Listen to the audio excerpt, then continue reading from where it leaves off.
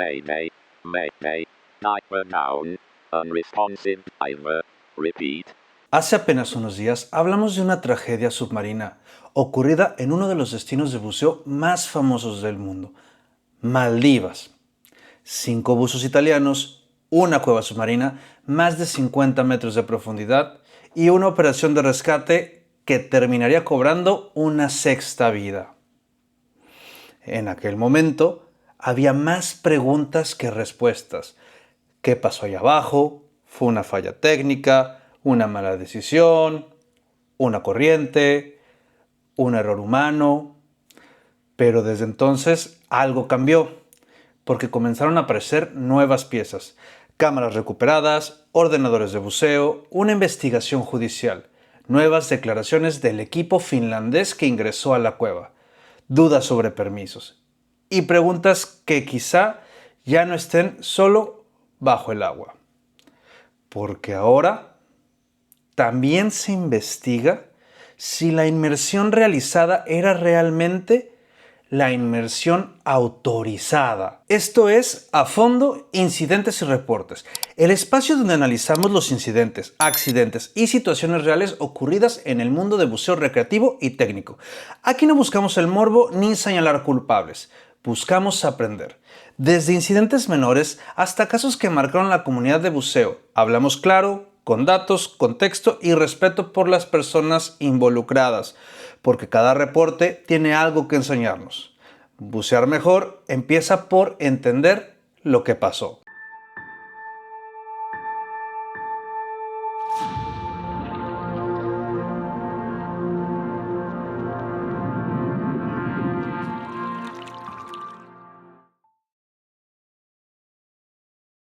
Lo primero que cambió fue el enfoque del caso, porque esto ya no se investiga únicamente como un accidente de buceo. La Fiscalía italiana abrió formalmente una investigación por homicidio culposo o, en términos simples, determinar si hubo negligencia, omisiones, errores operativos o decisiones evitables que pudieran haber contribuido al resultado final. Y esto cambia completamente el panorama, porque la pregunta ya no es solo ¿qué pasó? Ahora también es si pudo haberse evitado. Tanto autoridades italianas como de Maldivas ahora intentan reconstruir el perfil real de inmersión, la profundidad alcanzada, la planeación, permisos, equipamiento utilizado, gases respirados y la secuencia exacta de decisiones. Porque quizá lo ocurrido no puede entenderse con una sola causa. De igual forma, los otros buzos que se encontraban en el Duque de York podrían ser entrevistados por los fiscales italianos, ya que su dicho podría ayudar a reconstruir briefing, plan de inmersión, conversaciones previas al buceo, el objetivo del buceo, el equipo utilizado, decisiones del grupo. En paralelo, las autoridades de Maldivas también iniciaron su propia investigación intentando entender si el buceo realizado coincidía realmente con el plan autorizado. Y aquí aparece uno de los temas más delicados de todo el caso. Pero ya hablaremos de eso más adelante. Al momento de que estoy grabando este video, también hay que decir que los restos de los italianos ya han sido repatriados y obviamente las autoridades han llamado a los forenses para que puedan ayudar a aportar información vital que pueda esclarecer qué pasó debajo del agua. Acerca de la sexta buza que canceló de último momento el buceo, aún no se tiene información oficial. No ha salido a dar una declaración oficial acerca de lo que pasó. Que esto es muy importante. ¿Por qué? Porque ella pudiera tener información relevante que ayude a esclarecer lo sucedido. Algo más, que al momento de que este video ha sido grabado, las autoridades de Maldivas se han estado replanteando el cambiar las reglas de buceo técnico en Maldivas para evitar futuros accidentes como el que ha pasado. Aún no se tiene información oficial acerca de que si las cambiarán o qué parte cambiarán, pero es un hecho que las autoridades de Maldivas quieren hacer algo para que estos incidentes no vuelvan a suceder. Antes de hablar de permisos, hay algo mucho más importante, que es entender qué se encontró realmente dentro de la cueva. Durante los primeros días, la operación se centró en recuperar los cuerpos, pero conforme avanzó el trabajo, empezó a aparecer algo más. El equipo finlandés de recuperación también logró recuperar materiales pertenecientes al grupo, entre ellos cámaras submarinas, dispositivos electrónicos y equipos personales. Y aquí aparece algo extremadamente importante, porque hoy la tecnología deja huella. Una computadora de buceo puede mostrar profundidad exacta, tiempo de fondo, velocidad de descenso, ascensos, gases utilizados, paradas, alarmas. Y si existían cámaras funcionando, también podrían ayudar a reconstruir qué vieron, qué decidieron y qué cambió. Medios italianos han señalado algo importante. Según el esposo de Mónica Montefalcone, ella solía bucear con cámara y existe la esperanza de que algún material grabado pueda ayudar a entender qué ocurrió, porque quizá las respuestas ya estaban siendo grabadas. Lo que aún no sabemos. Pero hay algo importante. Al momento de grabar este episodio, no se ha publicado aún un perfil de buceo completo, gases utilizados, la configuración exacta del equipo, ni el contenido de cámaras recuperadas. Y eso significa que todavía se sigue trabajando con piezas incompletas. Pero quizá ninguna pieza sea tan importante como entender la cueva. Durante los primeros días, la narrativa parecía relativamente simple. 5 buzos italianos, una cueva, mucha profundidad, un accidente. Pero cuando el equipo finlandés finalmente logró ingresar, la historia empezó a verse distinta. Un grupo de cave divers especializados, movidos por Dan Europa, arribó a Maldivas para una misión extremadamente compleja: recuperar cuerpos dentro de una cueva profunda. Entre ellos, Sami Pakarinen, Jenny Westerlund y Patrick Gronsvit. Buzos especializados en cueva, recuperación técnica y operaciones de alto riesgo. Ellos ingresaron usando RevReaders de circuito cerrado, scooters submarinos o DPVs, y tenían una redundancia total de iluminación, múltiples backups, logística avanzada de gases. Muy distinto a una inmersión recreativa estándar. Después de la recuperación, Sami Pakarinen comenzó a hablar públicamente y quizá lo primero que rompió fue una teoría que circulaba mucho. Durante días, mucha gente imaginó esto: una corriente fuerte arrastrando violentamente al grupo hacia el interior de la cueva. Pero Pakarinen fue bastante claro. Según su lectura técnica, él no cree que el grupo fuera succionado hacia adentro de la cueva. Su hipótesis es otra y es mucho más inquietante.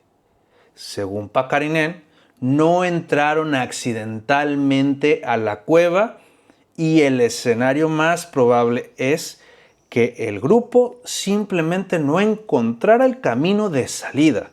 Su argumento fue que a 60 metros todavía hay luz de Maldivas y al entrar a una cueva se nota todo claramente porque todo se oscurece. Es decir, él cree que sabía que estaban entrando a una cueva.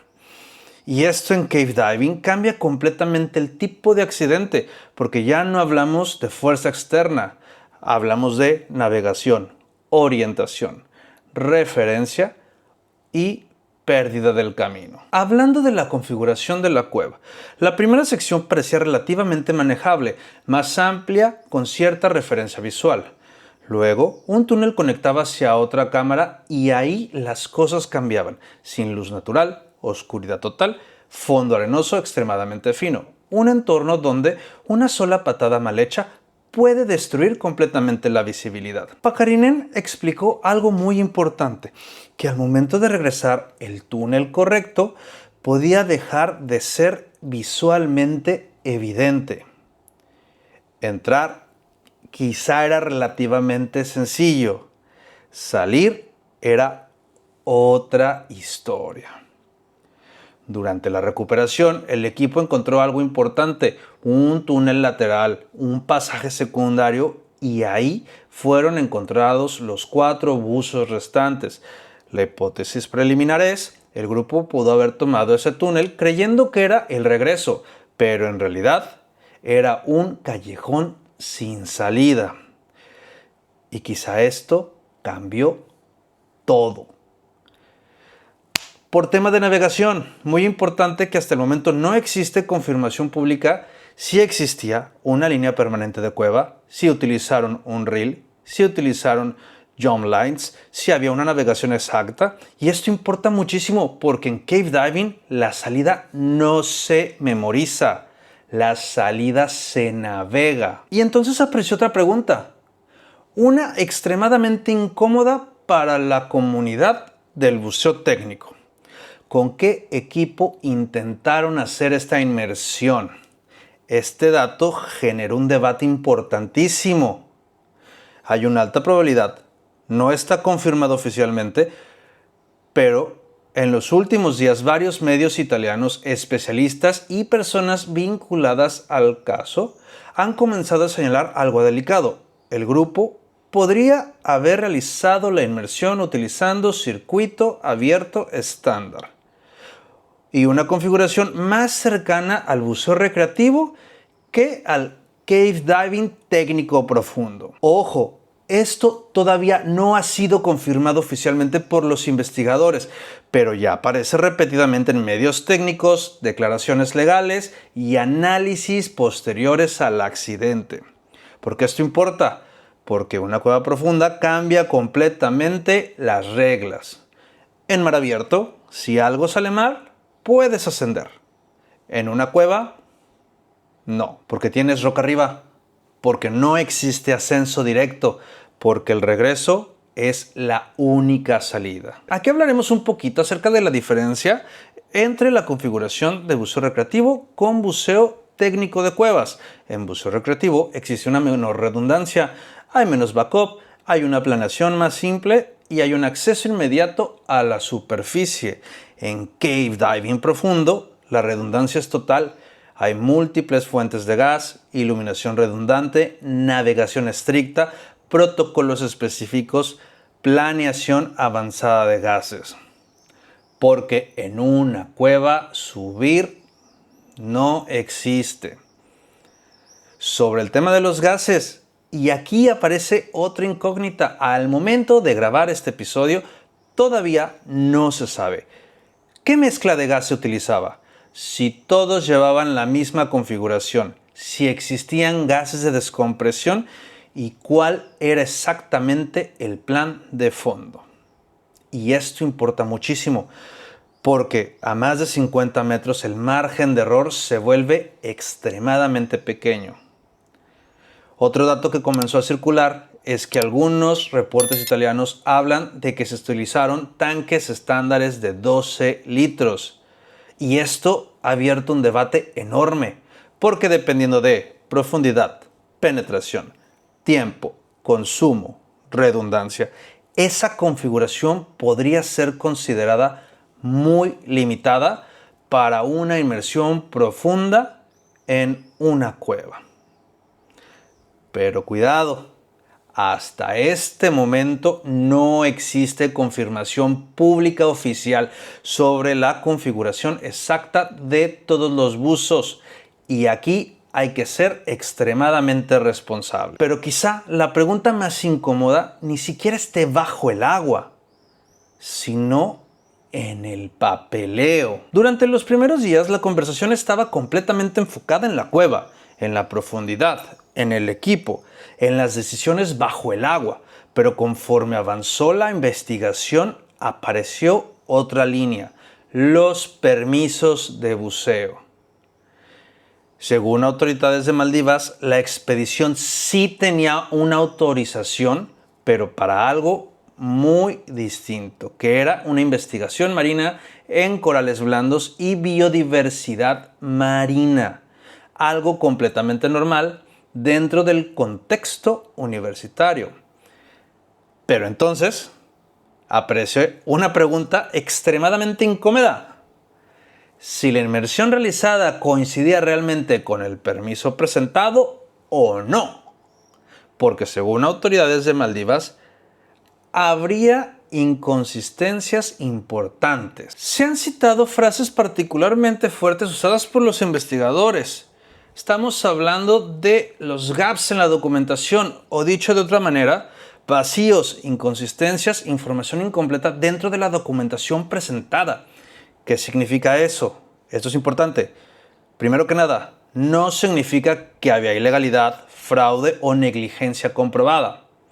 Pero sí significa que ahora los investigadores intentan responder a preguntas delicadas, como lo son: si la inmersión profunda en cueva estaba realmente incluida dentro del plan, la publicación exacta habría sido informada, el perfil de profundidad estaba autorizado, la cueva era el objetivo desde el principio, la inmersión fue añadida después, era una actividad privada paralela.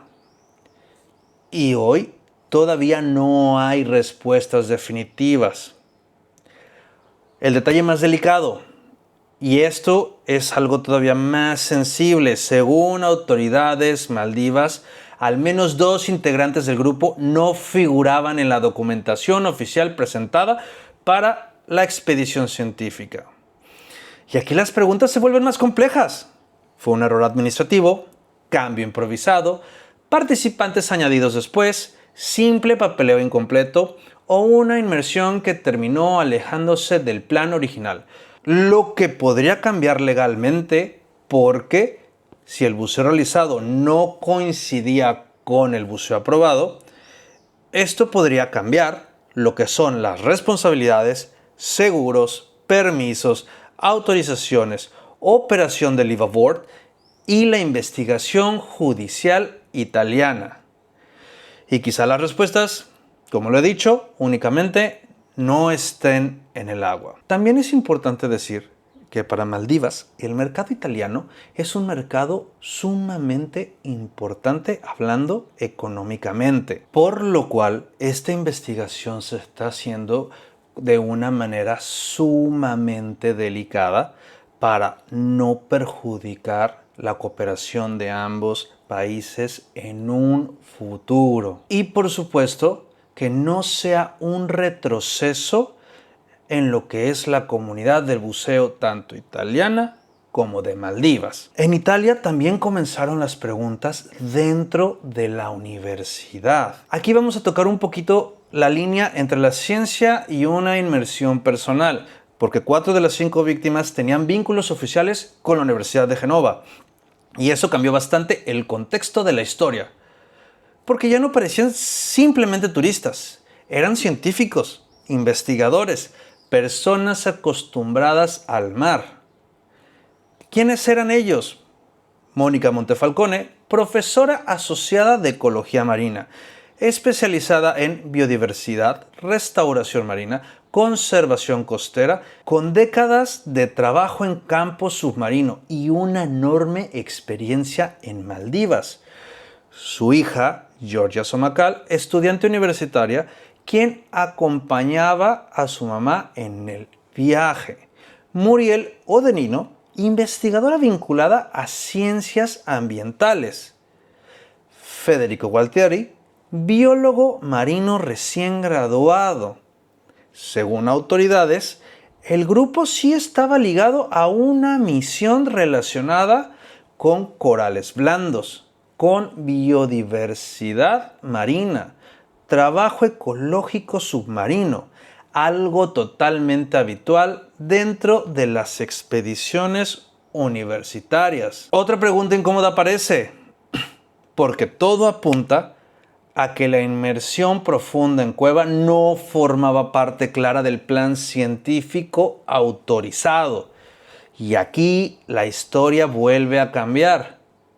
¿Por qué? Entonces, ¿dónde termina la investigación científica y dónde empieza una inmersión privada? Hablando de la postura de la universidad reconoció oficialmente a las víctimas, emitió condolencias, realizó homenajes, pero reportes internacionales sugieren algo importante. La inmersión en cueva no estaría claramente incluida dentro de la misión oficialmente prevista. Y eso podría convertirse en una de las piezas claves de toda la investigación. Mientras Internet debatía teorías, mientras especialistas discutían gases, profundidad, equipo o navegación, en Italia había una familia intentando responder algo mucho más simple. ¿Qué pasó ahí abajo? Y entre las voces más importantes ha estado Carlo Somacal, esposo de Mónica Montefalcone y padre de Giorgia Somacal. Y Carlos Somacal ha sido particularmente claro. La idea de que solamente se trató de una simple imprudencia, porque según él, Mónica Montefalcone no era un abuso improvisada, no era alguien sin experiencia, al contrario. Él declaró públicamente que Mónica tenía alrededor de 5.000 inmersiones y que había trabajado durante años en ambientes marinos complejos. Y quizá la frase que más resume el dolor de la familia fue esta: algo tuvo que haber pasado ahí abajo, porque para él la idea de una simple decisión irresponsable no encaja. Y hay algo particularmente duro en esta historia, porque Mónica no estaba sola. Su hija Giorgia también estaba ahí. Y Carlo fue muy claro al decir algo, que Mónica jamás habría puesto conscientemente en peligro a su hija. Una frase que, sin querer, también abre otra pregunta. Y entonces, ¿qué salió tan mal? Carlo también pidió algo muy concreto, y es respeto, porque conforme el caso creció, también crecieron las teorías, las acusaciones, los juicios rápidos y las conclusiones anticipadas. Y quizá aquí vale la pena detenernos un segundo, porque es muy fácil analizar un accidente desde fuera, con tiempo, con distancia, pero allá abajo las decisiones ocurren en segundos. Y aún así, pese a todo lo nuevo que se tiene, se siguen sin tener respuestas definitivas. Con toda la información nueva, con entrevistas, investigaciones, material recuperado y declaraciones técnicas, todavía hay muchísimo que simplemente no sabemos. Algo que empezó a tomar énfasis fue el detalle sobre el instructor Gianluca Benedetti, ya que él fue encontrado cerca de la entrada o fuera del sistema principal, mientras los otros 4 se encontraban en la tercera sección profunda, y esto abre debate sobre si intentó salir, si intentó pedir ayuda, intentó regresar por gas. Nada de esto está confirmado, pero abre debate de por qué Gianluca se encontraba separado del resto. Volvemos a lo mismo. A los gases aún no existe información pública confirmada sobre qué gases respiraban, si era aire, nitrox, trimix, si todos llevaban la misma mezcla, si existía gas de descompresión. Y como lo dije, esto importa muchísimo, porque a más de 50 metros el gas importa y mucho. Una vez más, el perfil real de buceo todavía no se sabe. No sabe profundidad exacta minuto a minuto, tiempo real dentro del sistema, secuencia de movimientos, consumo de gas, alarmas, decisiones tomadas, y posiblemente esas respuestas estén dentro de los ordenadores de buceos recuperados. Tampoco existe confirmación pública definitiva sobre la configuración exacta del grupo. Sabemos que hay reportes apuntando a que estaban utilizando circuito abierto estándar, pero no es una confirmación oficial. Acerca de la navegación, también se tiene una enorme incógnita, porque no sabemos si existía línea permanente en el sistema de cuevas, si utilizaron un reel propio, si hicieron saltos, referencias de navegación y si tenían procedimientos reales de salida. Y en cave diving esto cambia absolutamente todo. Acerca del plan real, todavía no sabemos si la inmersión coincidía realmente con el plan aprobado, si era parte de la expedición, si era una actividad paralela, una extensión informal o un cambio de última hora. Hoy nadie lo sabe. Quizá la pregunta más delicada de todas sería si hubo negligencia, si hubo errores evitables o si fue una cadena de factores imposible de detener una vez iniciada. Y por eso hoy la investigación sigue abierta. Como reflexión final, recordemos que el océano nunca negocia. Hay algo que todos los que buceamos terminamos aprendiendo tarde que temprano. Que la experiencia no nos vuelve invulnerables porque el océano nunca negocia. No le importa cuántas inmersiones tienes, tus certificaciones, tu experiencia, tus registros de buceo o cuántas veces has hecho algo antes. El mar sigue siendo el mar. Y una cueva todavía más, porque en una cueva los márgenes son pequeños, las decisiones pesan más, los errores a veces no te dan una segunda oportunidad, pero quizá la enseñanza más importante de esta tragedia no esté en señalar culpables demasiado pronto, ni en llenar vacíos con teorías, ni en simplificar algo que claramente fue complejo. Quizá la enseñanza sea otra: respetar el entorno, respetar los límites, respetar el riesgo. Y recordemos algo que a veces olvidamos cuando el océano empieza a sentirse familiar. Porque el riesgo nunca desaparece, solo se gestiona. Soy Gil Medina y esto fue A Fondo, Incidentes y Reportes.